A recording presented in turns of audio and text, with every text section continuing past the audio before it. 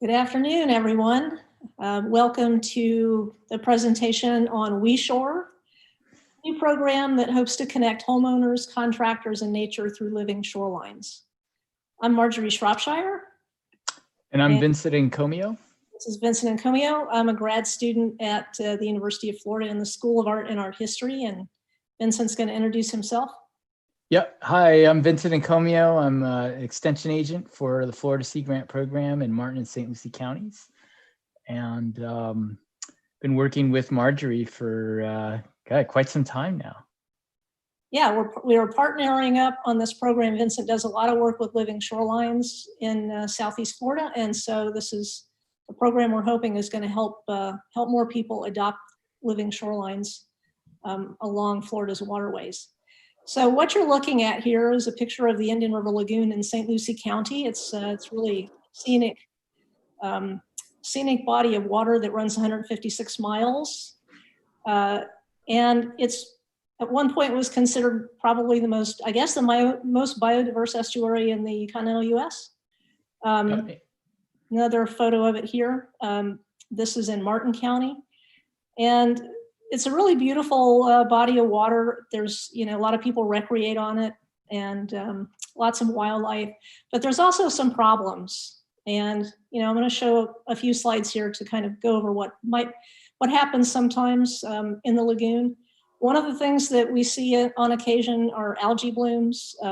This particular photo is the St. Lucie River and was the result of Lake Okeechobee discharges. But there is also an algae bloom issue in the northern Indian River Lagoon that is derived not from that cause, but from nutrients from other sources like lawn fertilizers and stormwater runoff and various other things. So these are some problems that plague the lagoon and that living shorelines can help ameliorate. And we're going to talk about that a little bit more later. Another problem is fish kills. We've actually got a fish kill going on right now in the Northern Lagoon. This particular photo was taken in the Banana River in 2016. I took this photo, and this was the outcome of a very large brown algae bloom and then lack of dissolved oxygen that caused this massive fish kill. These are the kinds of things we really don't want to see in the lagoon. And unfortunately, they're becoming more and more common as populations increase, and climate change is also contributing to this. And habitat loss. Vincent, you want to say anything about what's going on with the lagoon? Yeah. So in addition to the water quality issues, there's been historical habitat loss. For example, oyster reefs in the Indian River Lagoon, particularly in the St. Lucie River, have lost over 80% of what was considered their historical extent. And that kind of reflects a global loss of oyster reefs. And that's just one habitat. Another important habitat in the Indian River Lagoon are seagrass beds.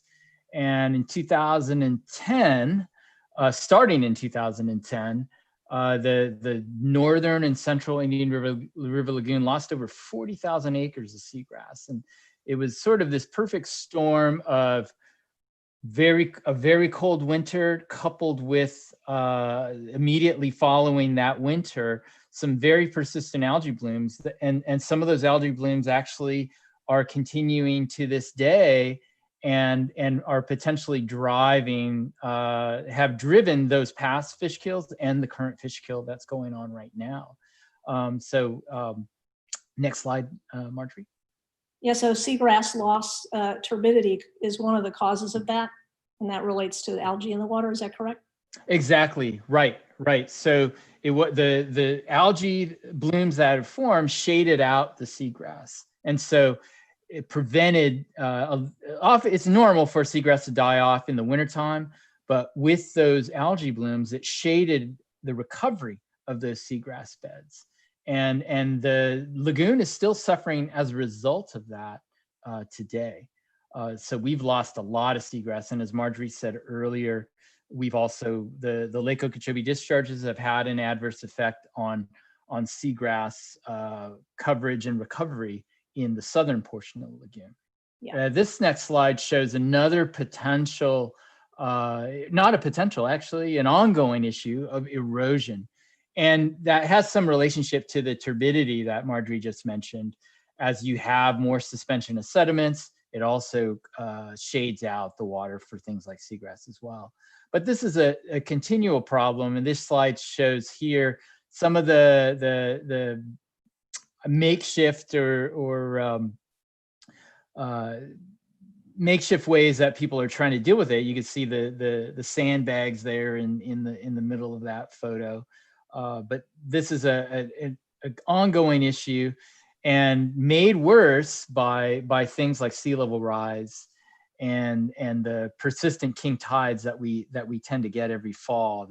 They just seem to be lasting longer and more and higher, so they're more extreme.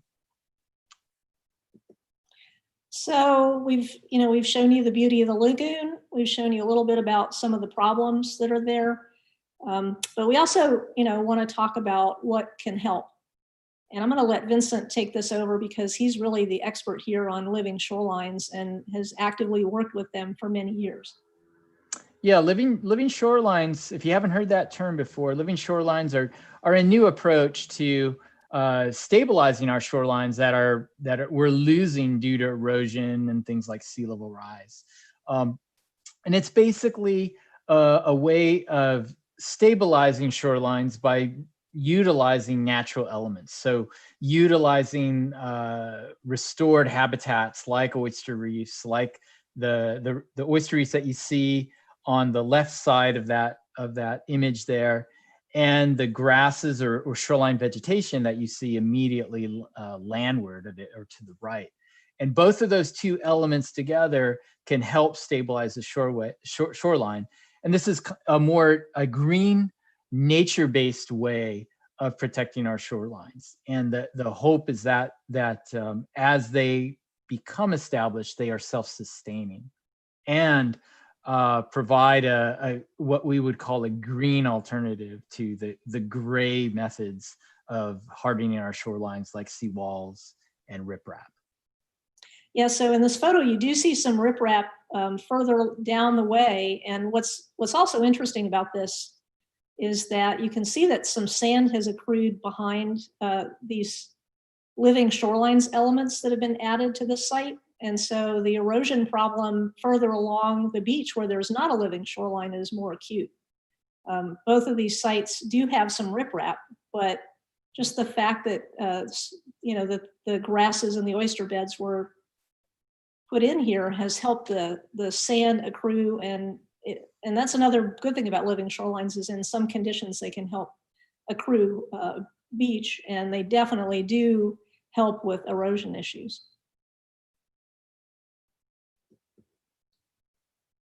So here's an example of a living shoreline in, this is a location in Cedar Key on the nature coast of Florida, northwest of here.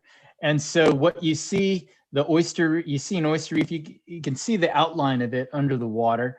And that oyster reef is acting as basically a living or natural breakwater.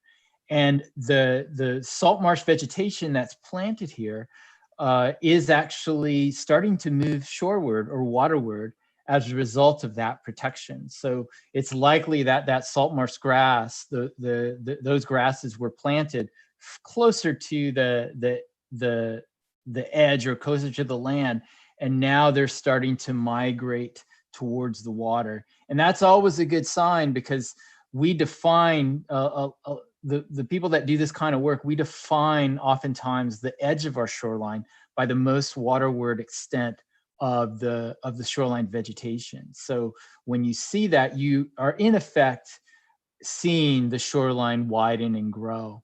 And you can compare that to the beach just beyond that and see how the effect of those oyster reefs on those plantings.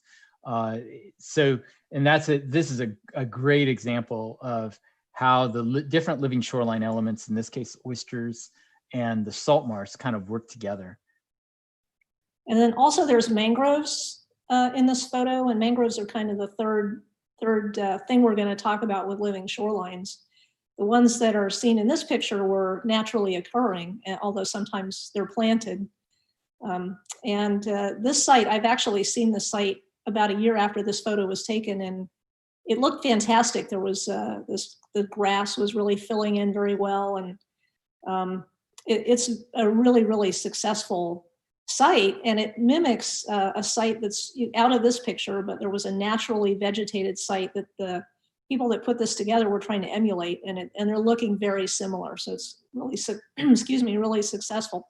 And the homeowner that lives right here was 100% on board with getting this done because he had an erosion problem. So there are homes along here, and then this little section of beach, which is kind of a beach that people in Cedar Key like to use to swim on. And so there's an access path behind this, so people can still get down here and utilize the waterfront. And so as I mentioned earlier, one of the key elements that are installed as a living shoreline, particularly in estuaries, are oyster reefs. And as I mentioned earlier, they act as natural breakwaters, help stabilize the shoreline. As what you see here in both of these photos are bags of oyster shell, and all this oyster shell is actually recycled from local restaurants. So that shell is collected, dried on land for a period of time, and then reused to create these reefs. And as oysters, baby oysters, find that shell, they're floating around in the water column after adult oysters somewhere in the environment have spawned. They are, after a couple of weeks in that swimming larval stage, they're actually looking for a hard substrate to settle down and glue themselves to. So we basically, by putting the shell out there, you are creating the substrate or putting out the substrate for those new baby oysters to settle on. It's kind of a field of dreams approach. If you build it, they will come. And as those oysters grow, they are acting as a natural filter for the water surrounding them. They're eating algae or phytoplankton and clarifying that water. And then as they grow, also, they create a three-dimensional structure that is an important habitat for many different species. A paper that gets often cited, as published in the 30s, I believe, documented around 300 or over 300 species associated with oyster reefs. So they create these incredibly important complex habitats that a lot of different species depend on. And as we mentioned earlier, the sort of interplay between the oyster reefs and some of the planted vegetation. A typical shoreline grass that we plant is Spartina, and if it's closer to the water, it's usually Spartina alterniflora. And the reefs kind of help those, kind of give that kickstart to the grass, that sort of extra protection. And then as those grasses grow, they in turn, their root system will help stabilize the sediment even further. And then of course they're growing, they're capturing nutrients and runoff that might be coming off the land. And so in addition to preventing erosion, they're actually helping to clean the water as well, along with the oysters. And then of course they're a habitat unto themselves, and so they're very important for a variety of species as well.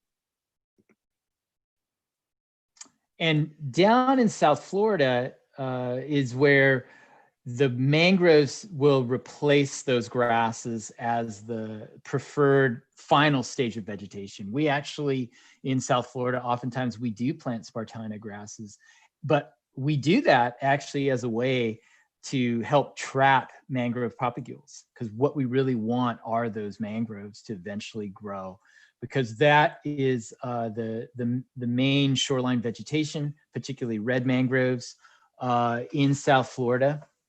Again, they help prevent erosion. They're one of the most important buffers from storms that we have for our coastal systems. And then, of course, they're helping maintain good water quality as well, and habitat. So I think it's pretty clear that living shorelines have benefits to nature, but also to people. And during the course of the project, we did some interviews, and one of the interviewees made this statement I thought was really pertinent to this whole topic. And she said, when nature is healthy, we have a better chance of being healthy. There's a graph here that shows a Venn diagram, basically, of the benefits to nature and people and how they overlap. And so a lot of the thinking in the past has been, to do these kinds of things to make the natural world better. And of course we want to do that, but we also are finding out more and more that this green infrastructure has significant benefits to humans, and not just to waterfront property owners, but to the entire community. So, poor water quality affects everybody economically. And it's really, really important that we take advantage of green infrastructure whenever we can to improve our water quality and have more fish in the water for people to catch, and just make everything better so we can all prosper. However, the people are still doing shoreline hardening. So there's some numbers here, and this is a little shocking. You can read them for yourself, but basically in the continental US, we've already got almost 13,000 miles of coastline that are hardened. And that number, 66% of that is in the Southern Atlantic and on the Gulf. So Florida has a lot of this kind of thing going on. Half of what's left is also threatened with hardening, partly because of sea level rise, but also just population growth. And those numbers are continuing to go up. So a third of what's left of that number could be hardened if we keep building things like seawalls by 2100. So this is a really shocking sort of a situation, and it has very dire implications for what's going to happen with our water quality and our wildlife and our health. So the bottom line with this is homeowners are on the front lines, and they can make better choices. Yeah, it's but there's a lot of barriers to choosing kind of this green alternative of a living shoreline. And so this is actually in this presentation really is the end product of a lot of conversations and discussions I've had with Marjorie over the years. For example, I was working with a homeowner, trying to work with a homeowner who was interested in doing a living shoreline, or at least an oyster reef. And one of the problems that they had is they didn't have that they couldn't see the aesthetic aspect of that oyster reef. And it was definitely a barrier, and it sort of led to discussions that Marjorie and I have had over the years on how to basically overcome that barrier of people's perceptions or misperceptions. And it's interesting, I talked to a couple of contractors during the course of the interviews, and also did some research into the literature, and found out that even though people may want to do the right thing in terms of the environment, these aesthetic issues are still really important. And so I think one of the things that came out of the project that's important is finding out what not only these barriers are that we've got listed here, but also more locally important barriers that showed up during the interview process. And there are a lot of barriers. So, the armoring situation, the fact that people are familiar with that, they see it and they think it's okay. They don't realize it's a problem. But there's also big systemic issues. A lot of living shorelines are site specific. So this plays into what Vincent's talking about. It's hard for people to visualize what it's going to look like.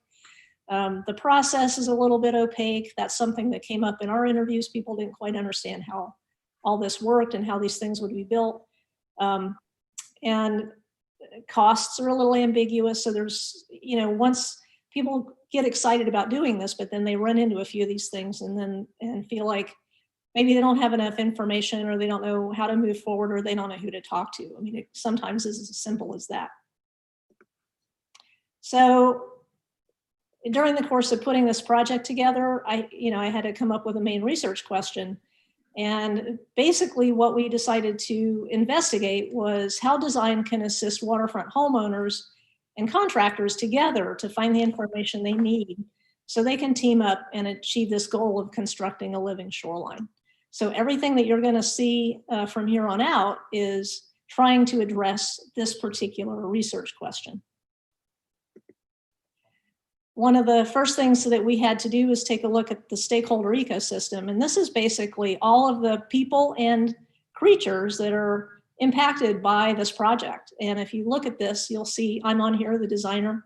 Vincent is on here as the Sea Grant IFAS in Martin County. And waterfront homeowners there are listed. And then the community beyond, visitors to Florida, fishing guides, outdoorsmen, towns and cities, and then all of the wildlife, including Florida's air, water, and ecosystems, because all of this is impacted by, as we saw before, by what happens on the shoreline. So pulling out of this stakeholder ecosystem, what our main audience is, our primary audience is waterfront homeowners in Martin and St. Lucie counties, and then a secondary audience involves contractors, and that might be marine contractors, restoration professionals, and other people that are working with living shorelines along with those homeowners.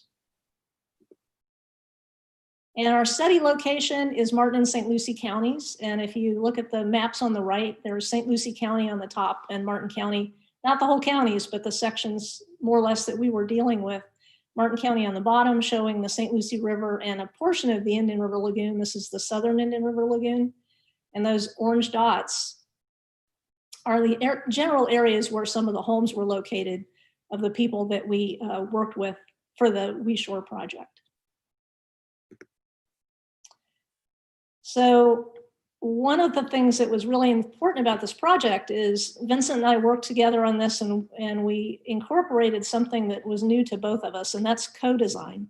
And so co-design is a design strategy that brings people with different life experiences and ideas together and lets them actively participate in the design process. So the old paradigm of design was there was a designer, a creative director, an idea person, and they might be the person that was driving everything, and then they would make something and then everybody else would just use it. And co-design helps the design process by making sure that all the stakeholders are involved. Listening is just as important as speaking. The outcomes are generated by the people that participate in this, not just by the designer or the scientist. Everybody participates, and there's an attempt to have dialogue among all of the parties and to reach common ground. So it isn't just about talking, it's about talking, empathizing, understanding, and then acting on the needs of all the people that are involved. And I think it was kind of a surprise to me to work this way, and I think Vincent found it interesting too. I don't know if he wants to say anything about it. Yeah, I think, and I didn't mention this earlier, but with some of the barriers, a lot of the living shoreline work I had initially started doing and still continue to do was working with the county and city governments. So they're already sort of vested, and they know where they want to go, and I was just part of that process. But the majority of our shorelines are front private homes, and so that's really where I think those barriers need to be broken.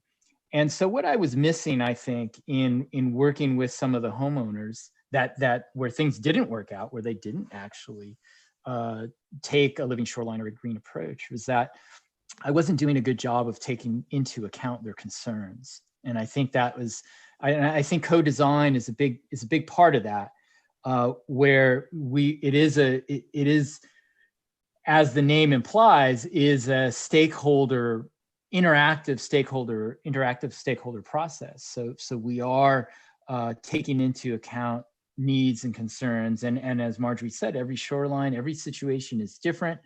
People have different concerns. So we can't do this work divorced from the homeowners, where those are the people that are going to be experiencing the final outcome of and seeing their shoreline every day. So I mentioned that we did interviews, and I'm not going to go through all the detail of what that entailed, but I did distill it down to a couple of things that helped direct where the project would go.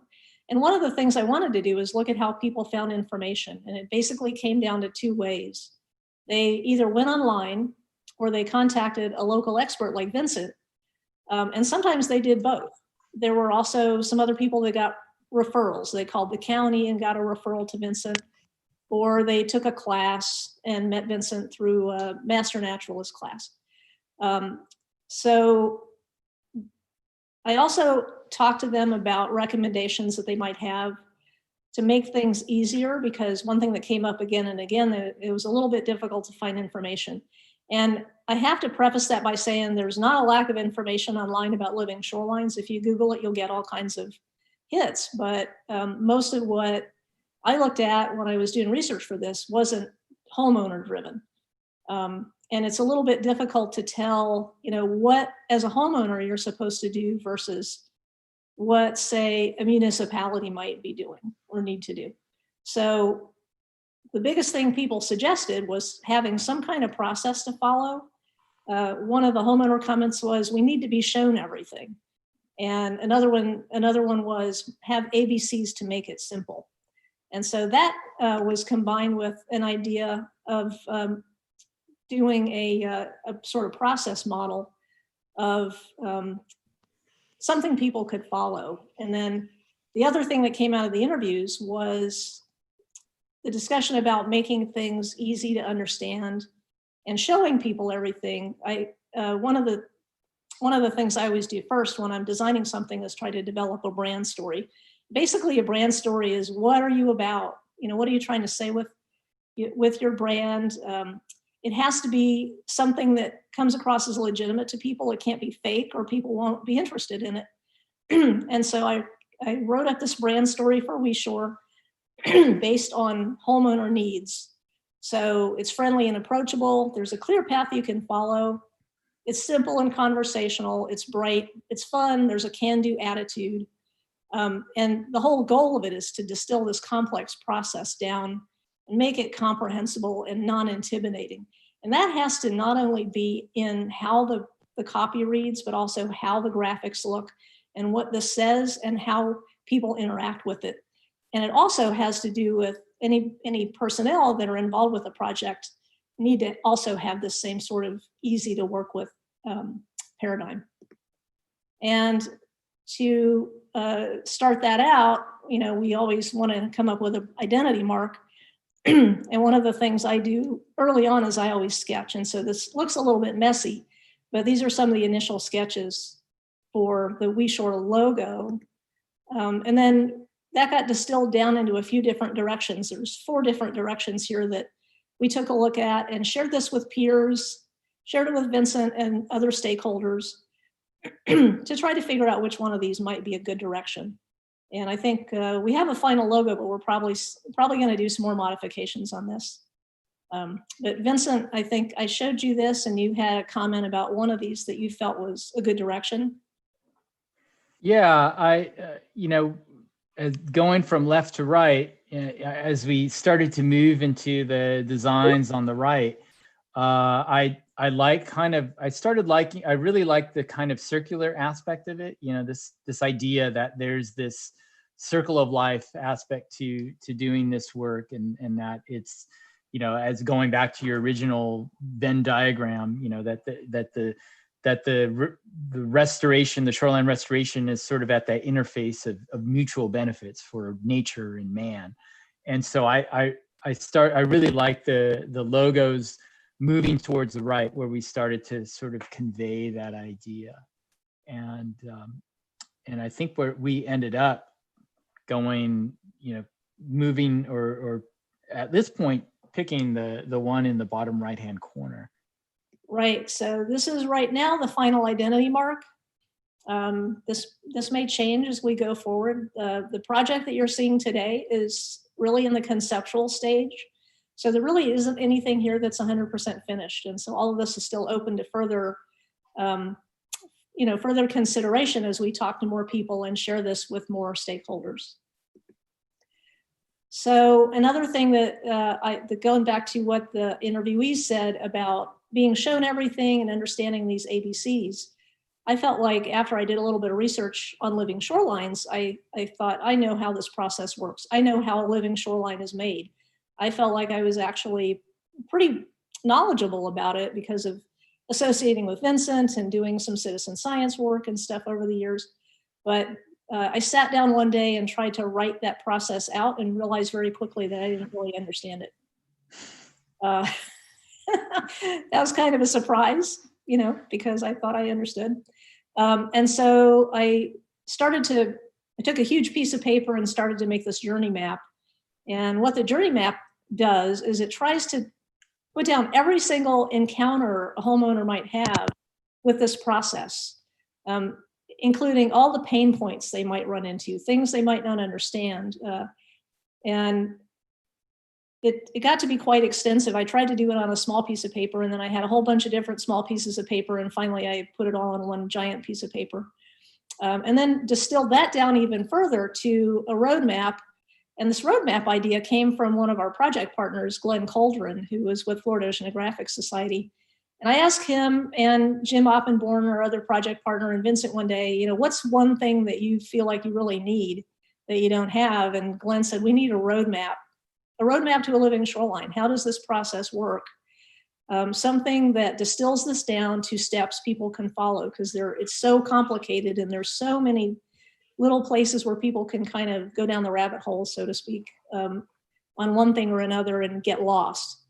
And so I made this graphic and then further distilled this down into those 6 action steps at the bottom, which are numbered 1 through 6. And that became the basis for the creative outcome that we decided to work with, which was, again, coming out of the interviews, people going online to find information.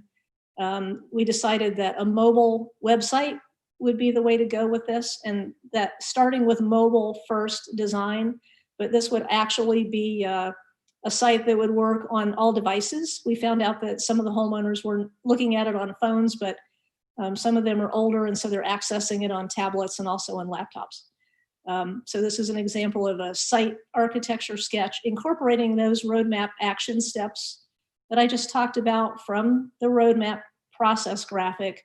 And that creates the main navigation for the entire site, which is that area in the sketch that has a little blue panel behind it. The next step, I won't bore you with this diagram, but the next step is to make a flow diagram. And this helps us figure out how people use the site, where they can actually do things and where they're just looking at a particular page, and also what the content is. And then moving on, as I mentioned before, I tend to sketch everything out up front. And so I sat down, took all the interview information, all the stakeholder information I had, and basically doodled out every page with a lot of notes. And there were multiple iterations of this to try to figure out what is going to work, what isn't going to work. And while all this is happening, we're sharing this among ourselves. So there's plenty of opportunity along the way to make changes and try to figure this out before we commit. However, at some point you do have to commit to some design. And so I started working with the home page, again, with the navigation, trying to figure out what's the best way to make this easy for people to navigate, and also to look at some different sort of visuals. We talked about this mangrove tree as being a metaphor for connecting land to water, which is really important with living shorelines. And that's something that gets cut off when you build a seawall. And then in the far left version of this, you can actually see those navigation points, those 6 steps over the tree. Eventually, I decided that wasn't a good way to set up the navigation. And we also started thinking about when people got into the site, because there is a lot of information, how are they going to realize where they are? I'm sure we've all been on a website and gotten lost. I know I have. And in order to try to make that more clear for folks, I started thinking about color coding these different sections. And then also, Vincent and I talked about maybe having some mascots And he helped me figure out which animals were most likely to show up on a living shoreline after you built it. And Vincent's got a little story about the oyster catcher, right? The bird in this. Yeah, the oyster catcher is a very charismatic species. You don't often see it. And we had one living shoreline where we had an oyster reef, and after it got established, after maybe 2 years, I would visit that site on some monitoring trips, and we would regularly see a couple oyster catchers hanging out and foraging. A few years before that, there was another living shoreline project that we were associated with around one of our spoil islands in St. Lucie County, and an oyster catcher actually nested on that island. So we were really excited about that. And so that I thought that was a perfect mascot for some of the features that Marjorie is going to show you in here. And they're actually within Florida I think still are have some protected status as what they call a species of special concern, I believe is what I if that's still current. So it is definitely an iconic species that is associated with one of the habitats that we're trying to restore in the Indian River Lagoon. So we wanted to bring nature into this, and also, still have some people orientation. So you'll see there's an orange dot on there, and inside that it says what a living shoreline can do for you. So always coming back to, it's this interplay of nature and people. We're not separate. I mean, we're all part of the same thing. If nature doesn't live, we don't live. And so it's important to keep tying this together. And that's a regular theme throughout the entire site.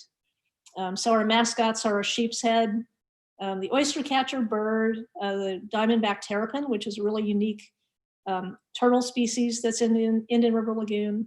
We all like stone crabs. We know why, they're yummy. And the oyster, our iconic reef builder, and then and the shrimp, which, a lot of these smaller animals are food for larger animals that we like to fish for. So they're all important species. And so those 6 pages, once you start to get into the site, you leave the home page, excuse me, and you click on one of those circles, and you go to one of these 6 pages. My options, my goals, my team, we work, we build, we share. And this is the entire process of how a living shoreline works. And you'll notice there's a lot of text on these, and I'm going to come back to that as we get further along, because that's an issue we're still working on. Like I said, this project is still in the conceptual stage, and so there's a lot of work to be done to improve this. I used an application called Adobe XD to build a mobile prototype, and you can't really see too much detail, but these are all the pages that are currently in the site, from the home page on the left, and then you'll see where the fish and where our mascots are. Those are those 6 pages, and then the pages that follow from them.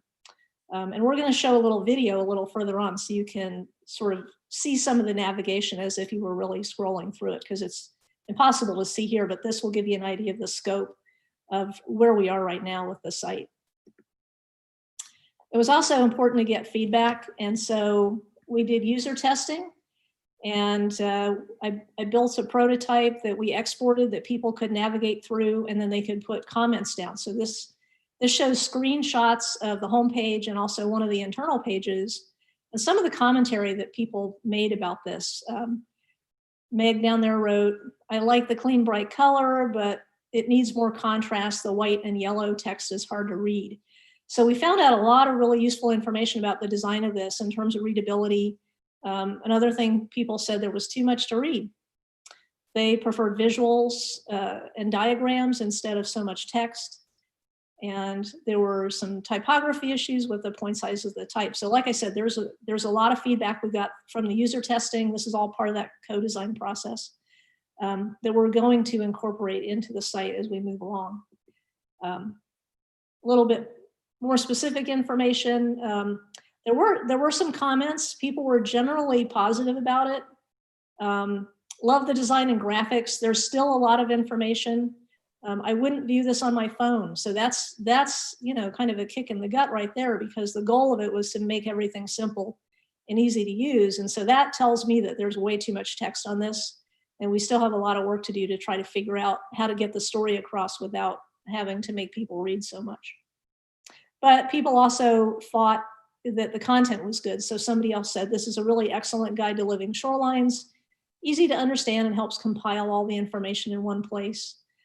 So I think that the general commentary was good, but the specific commentary needs more work, unfortunately.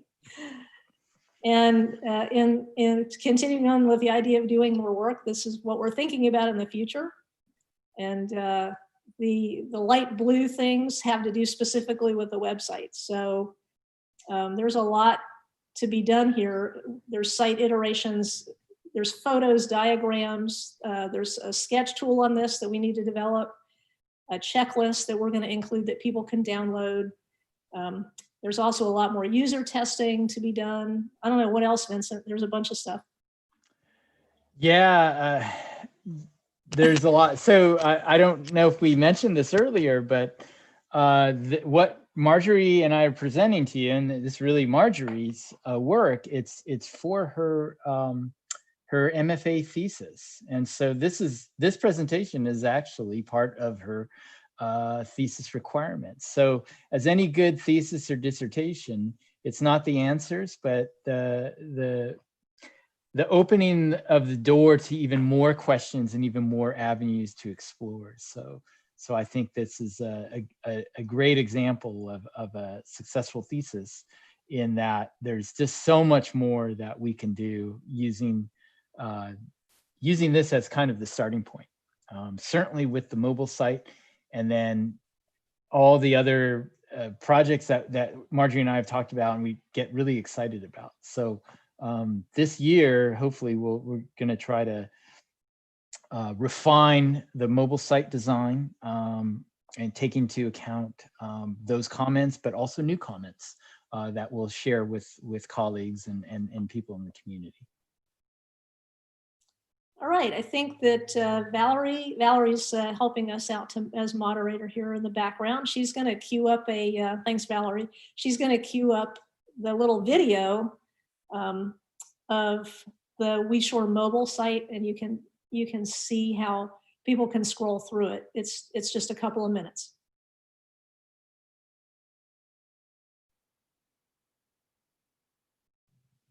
Okay, so what you're seeing here, I can't actually see what page it's on. Yeah, which is fine, that's okay. But so what this is, it's an automated version of the mobile prototype, starting on the home page, and then there are live links in there. So it emulates what this would be like if you were actually looking at your phone and looking at the site and trying to navigate through it. It does not touch on every page. I actually made a video going to every page, and it was about 6 minutes long, and we decided that we wouldn't put you through that. So this is just a couple of minutes showing the main parts of the website and how you can navigate around in it. There are the main links from the home page, and like almost every other website, there's a hamburger menu. You can get back to home. There's a footer. You can get back to home from every page. And then there are internal links to things like in the options section, which is the blue section that has the fish. That's a really important section, because that's where it gives the homeowner all the options that they might want to know. So if you have a canal front home, for instance, and not like a wide waterfront home, there are options for you. You can have a living shoreline on a canal, and those pages will help you figure that out. It also goes over the kinds of plants that are available and the oyster reefs and what's special about all those and what all the benefits are.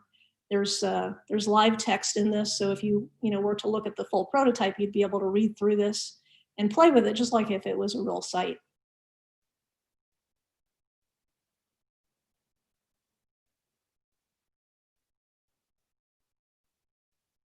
So,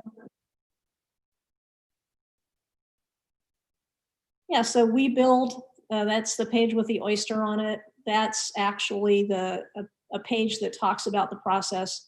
once you've decided what kind of shoreline you can have, it goes through step by step of exactly how that gets built.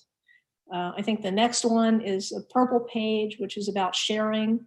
And one of the things that's really important about sharing your site is that if multiple homeowners build a living shoreline at the same time, it makes the permitting process a lot easier. And so it's really important if you're thinking about doing this to get other people on board. And one aspect of this is we want to have some sort of sharing mechanism, possibly through something called Story Map, where people can put their process up there so other people can see what they did, how things went, and the kinds of things that they encountered along the way, and they can learn from that, not just in terms of looking at the site that Vincent and I create, but actual homeowners who are going through this process, learning from one another, which I think is a really important aspect of this project.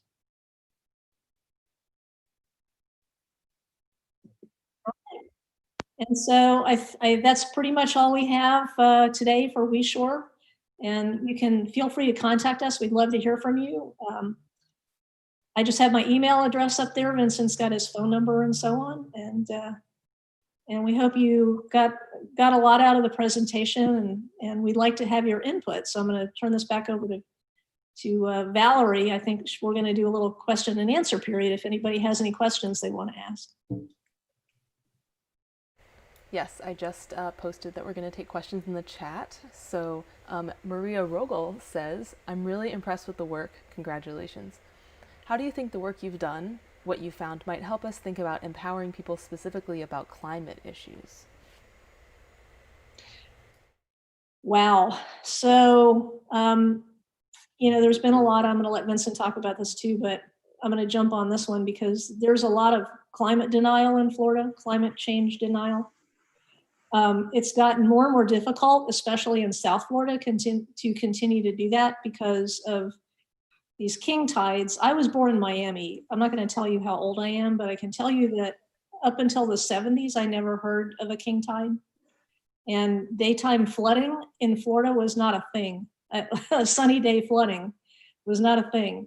This is a regular thing in South Florida, and it's getting worse. And counties and cities are going to have to deal with it, and homeowners are going to have to deal with it on an individual basis too. So I'm going to let Vincent talk a little bit about how living shorelines can work with climate change, but I think that it's really important to address these two things together.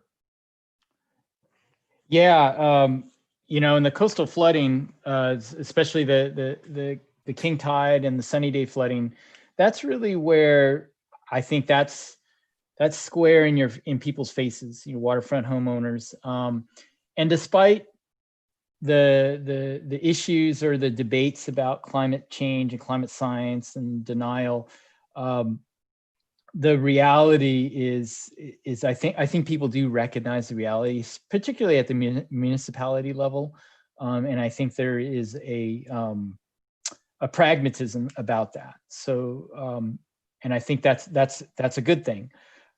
But as an example, Marjorie and I spoke with a homeowner association in Martin County, and they are regularly getting flooded by king tides every fall. And if those king tides happen to coincide with a coastal storm like a hurricane, which does tend to happen every September, that flooding can get even more extreme. And where the rubber meets the road is for example, at this location, they had some AC units on the ground, and the tides are creeping up, and are soon, if they don't move them or elevate those AC units, they are going to get flooded, and that's thousands of dollars of replacement just right there. But the properties themselves the tides are creeping ever so closely. And like Marjorie, I was not familiar with king tides really until maybe started becoming a little bit more aware about a year or two after I moved to the east coast of Florida in 2008. And even in my short time, I've noticed that they don't just the periods seem to be lasting longer. There's been some years where it seems like they're well into December that we're getting these. And so the thought is that these are natural occurring events. They do happen in the fall, but they're being exacerbated by climate change and sea level rise as a whole. So I think there's going to be a need for people to recognize that this is something that needs to be dealt with on a more short-term basis as the years go on. One thing we didn't really mention, and I should have brought it up, there's a lot of stuff I could have mentioned, but we have limited time. But I think one thing that's really important about living shorelines is that because they're not static structures, they're dynamic, just like nature is dynamic, and they can react and respond to this sort of a situation where something like a seawall basically is less effective over time in terms of addressing these kinds of issues.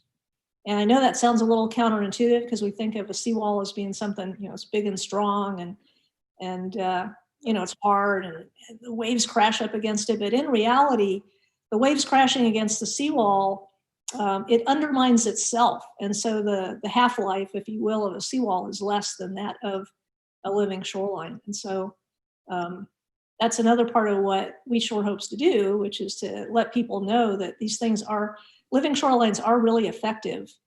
And they are, when used in the right place, an excellent choice that can help your property withstand some of the changes that are happening that we're not going to really be we're just going to have to deal with the changes.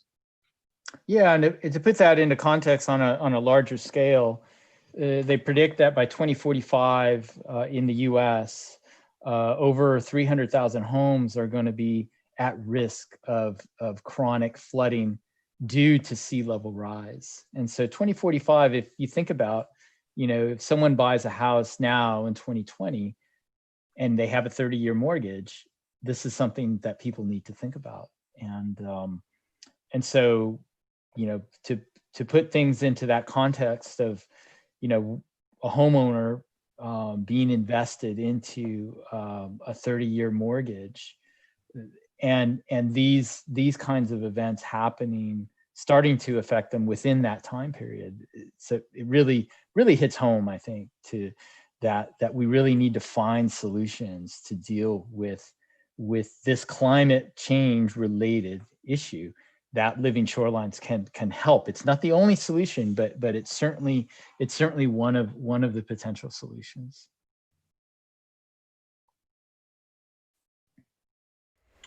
Are there any more questions? We have more of a comment from Maida Imaselli. Thank you so much for assisting me with pronunciation. She says, congratulations, great project, and so important to inform waterfront homeowners of their options and simplify or clarify this very complex process. Thank you.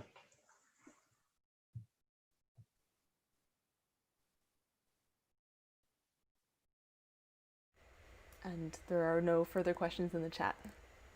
Okay. Vincent, was there anything that we didn't cover that you wanted to cover? We have a few more minutes. No, I think that covers pretty much everything. I guess I would say to everybody that's tuned in, thank you, and stay tuned. There's more to come, and as Marjorie said, it's a work in progress, and this is just one step in that. I'm going to second Vincent's thank you. I really appreciate everybody coming and listening to the project, and I'm hoping that you'll get in touch with us and give us some more feedback and become a part of this. I think it's going to be a really great project. Yes. And I look forward to doing more work on it. I really like how you've made this a very consistent and potentially replicatable model, because many of the concerns expressed during your lunch and learn, Marjorie, were people who wanted to do something with their retention ponds or their non-coastal habitats. Yeah, that's one thing that I forgot to mention. It is on that future graph, but the whole idea behind living shorelines is expandable. And eventually we'd like to expand WeShore beyond Southeast Florida to the rest of Florida and maybe even beyond that. But in addition to that, so not just waterfront homeowners can participate, but people that live in inland Florida on ponds, or even at a smaller level, you can sequester your own stormwater on your yard. And actually stormwater is a big driver for water pollution in Florida. So a lot of the problems in the Indian River Lagoon come from stormwater, which comes from yards, as well as, you know, malls and golf courses. And if you can hold your stormwater on your land by making a little rain garden, that's like a mini living shoreline in a way. So that's another way we hope to expand this. And Valerie just brought up that I actually forgot to bring up in the course of talking about this project. And as you know, as you have identified with your pain point mapping, you know, a lot of people facing these sort of permitting issues and neighbor issues and design issues, these are the same sorts of issues that people who want to do things with non-marine, non-coastal habitats will also face. That's true. We do have Maria pop back in. Vincent and Marjorie, I'm sure people would appreciate learning about your project. I know several colleagues who couldn't make it today. If there will be a public link, I'm happy to share. Yes, it's going to be on YouTube. And once it's up there, I can share the link around, and you can share it with others. Yes, if you guys would like this to be public, I can make this public immediately after we're finished. Yeah, please make it public. Okay. Great. So we'll get that link out to registrants, Maria, and so you'll be good to share.